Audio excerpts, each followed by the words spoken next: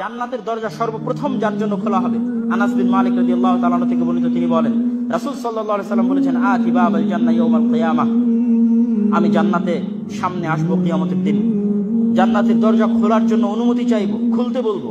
জান্নাতের দারওয়ান বলবে, কে আপনি? আমি বলবো, আকুল মুহাম্মদ, আমি মুহাম্মদ। তখন জান্নাতের দারওয়ান বলবে, বিকা উমিরতু লা আফতাহু লি আহাদিন ক্বাবলাক ওয়ালা আকুমু লি আহাদিন বা'দাক, আমাকে আদেশ করা হয়েছে যেন শুধু আপনার জন্য জান্নাতের দরজা খুলি প্রথম, আর আপনার পরে কারোর জন্য দরজা খোলার জন্য আমি দাঁড়াবো না।